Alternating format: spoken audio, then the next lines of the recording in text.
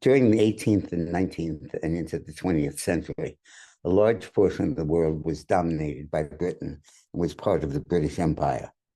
And the seeds of a great many conflicts we face today throughout the world were planted during that period of British hegemony. Today's Lunch Alert is sponsored by the Patriot Gold Group.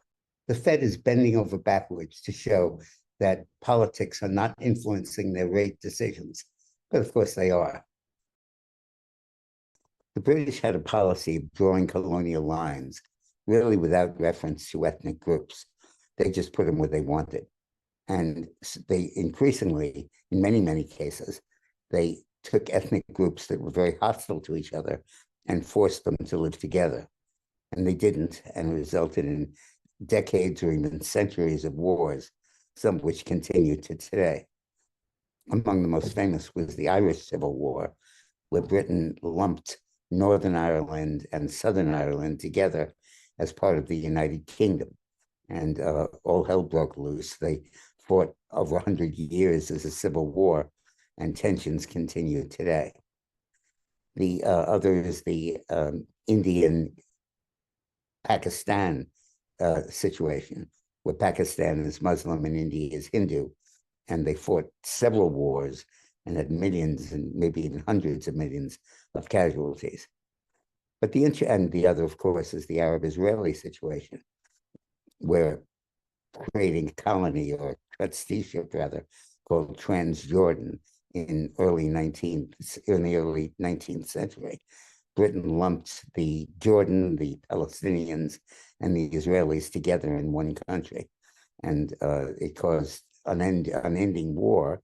And when Israel got its independence, it led to five wars between the Arabs and the Israelis, which continue through today. But the interesting thing about that is that many world leaders, like Gandhi in India, said that the reason that there was these conflicts was because of the separation that the British imposed. That when the British set up one country that was predominantly Muslim, like Pakistan, and another country that was exclusively Hindu, like India, they were inviting a civil war. That by not blending those countries and not letting them integrate and merge, they were promoting separatist identities that led to a civil war. And they took that view in Northern Ireland and also in the Middle East.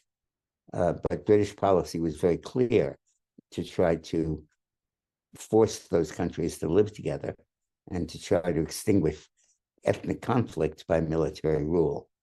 And the bitterness and the anger that caused is one of the major causes of the conflicts we face in the world today.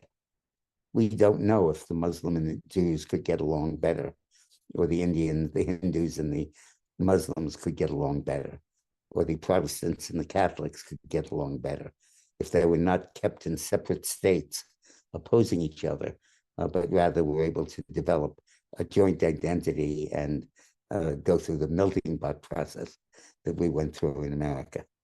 Thank you. Today's Lunch Alert is sponsored by the Patriot Gold Group. The Fed is bending over backwards to show that politics are not influencing their rate decisions, but of course they are. Already, American Express and Goldman have started lowering rates on their savings accounts. When rates are cut, gold goes up. After the first rate cut in 2000, gold went up 57% and the stock market fell by 41%. After the first rate cut in 2000, gold went up 57% and the stock market dropped by 41%. After the first rate cut in 2006, gold went up 235%. The stock market fell 55%. And after the first rate cut in 2018, gold rose by 69%. So isn't it time you call the Patriot Gold Group? Thanks for watching.